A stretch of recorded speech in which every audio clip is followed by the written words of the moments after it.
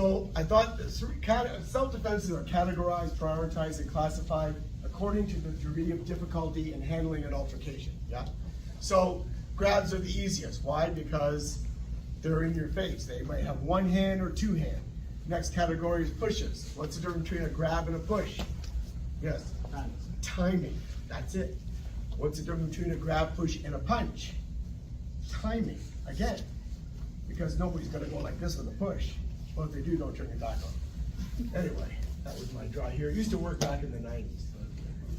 I got to change my material. So, yeah, the punch could be a lot faster. It comes out and back at you, you never know. Or they might grab you and punch you. So, I thought we'd go with the simple one just for a grab technique. When we're doing this, you have to understand how the self-defense is that you guys mostly do American Kenpo. So, you have the ideal phase, the way it's written out on the blueprint. Then you have the what if phase. Well, what if they grab and punch me? Then you have the formulation phase where you don't know what they're going to do. And then you have what we call abbreviation. How you can take that self-defense and abbreviate it and make it work for you. Yeah? So, use your percent. So we'll go from the grab thing. So he grabs me. A lot of people do the wrist grabs, all right? But, you know, in reality, I don't know anybody's going to go up there and say, hey, you, right?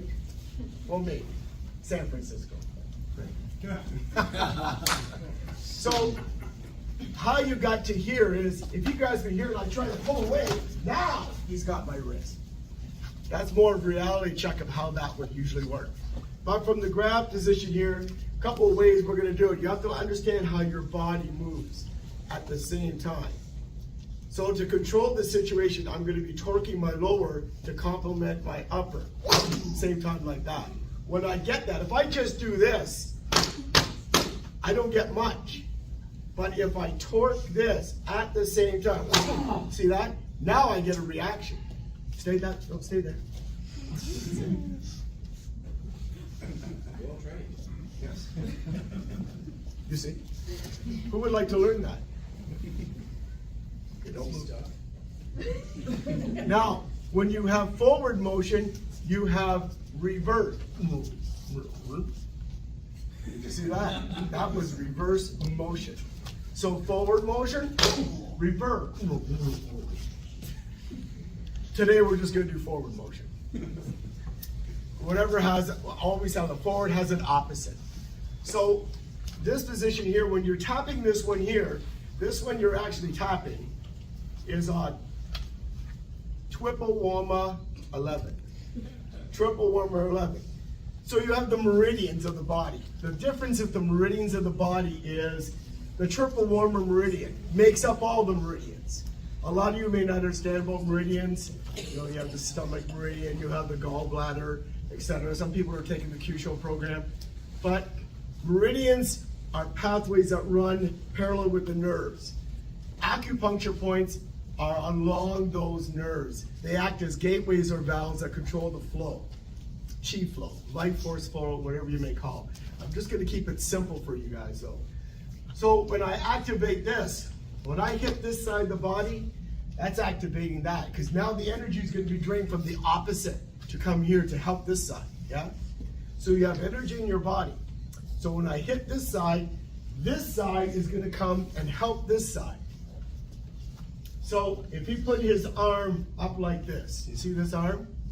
Now, I'm going to push that arm down. I can't. I hit that, this one drops. Okay?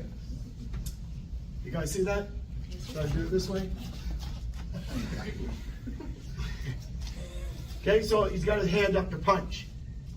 We'll show you what happens if he punches. To beat it, you got to meet it. And to meet it, you got to beat it. You guys follow me? Came from Michael Jackson's song, Beat It. That's how this came to be. And you have to make sure you hit me with your best shot. Another Pat Benatar song that was responsible for a lot of the Kyusho we do today. So we're going to do it without that punch coming and just where he just grabs you. Okay, now you have to have one thing. You have to have perceptual timing. That means identify. You have to have mental timing and you have to have the physical timing. If you have all three of those, you have the upper hand on your individual. It's like playing chess. You want to keep them in checkmate the entire time, yeah? Okay? So from this position, when I come back this way, I'm gonna pull this in. It's called two-way action. Similar to really what Professor Leon J was doing with the finger locks and everything, right? Two-way action, complex torque. So I pull this. So the energy here, energy's coming down here, cross over the metacarpal, the two bones support the back of the hand, goes back up this way. So what I want to do is I'm going to pull this in and have this hit. So I'm really doing this. Sometimes this. In Hawaii, but they do this. See this? So when he does this, I'm coming this way and I'm doing this, but this is moving too. A lot of people don't see this. They just see up here. It's this. So this and this have to move together. If you get them to move together, you have directional harmony, yeah? So he's facing me, because a lot of people, they say, grab me, they turn like this. You ever see people grab people when they're practicing self-defense and they grab? I want to have this, I want to have that. I want to control 3 zones, height, width, and depth. If I control 2 of the zones, third one cancels out automatically. So from here, right from that position there. That's all I want to control there. That has actually weakened the other side right there. You see? Look at that other side. Completely weakened. Now if I bring them back up, see I did it in reverse? Now, can you just touch and drop inside your leg just to make it better? Now, without me touching here, I'm going to hit that, but I'm not going to be able to move them hardly at all. You see that? Now rub it again.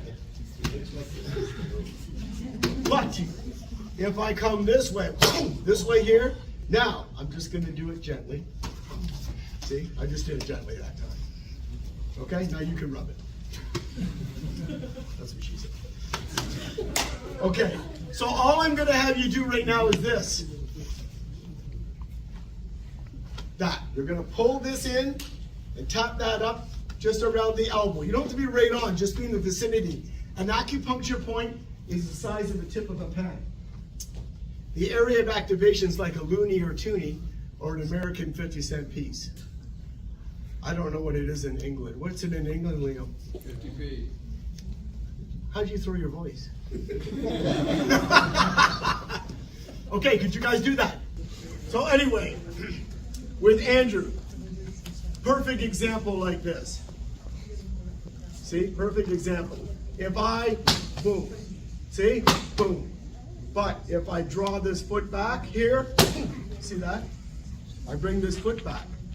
I bring this foot back here, changes the polarity in my body, and I drive it into him. What's it called? It's called a cat stance. Which kind? It's not a 45 or is it a 90? Which one is it? Yes. Yes. Yes, you. Huh? 90. You're gone. It's a 45. The front foot determines the cat, not the back, unless it's a kitty cat. So, you were doing this, but if you get somebody this size, body typing is another thing that you heard Professor J talk about.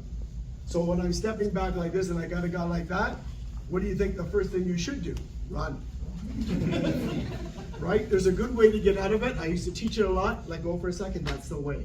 You ask him to let go, then you run because he's much bigger. Or you say, look that way.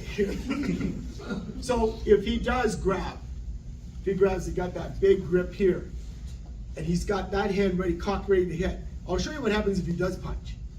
All right? 3 things happen. I get hit, he gets hit, or we both get hit. Okay. So a lot of times they're gonna grab and come in with the punch right away, yes? All right.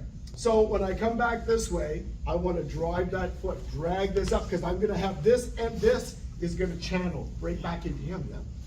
So from here, that way. You see that? You see that there, right? Now, a lot of things changing here. Once I get that there, then you kick that one. You see that one? And you just go to the top. Drive it right down to gallbladder 20. You see? But we're not doing that right now.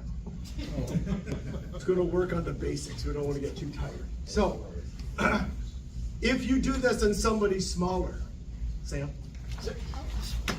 Sam's a little different body type, and then we have Jacob. So you have a different body type. If I do that, he feels it.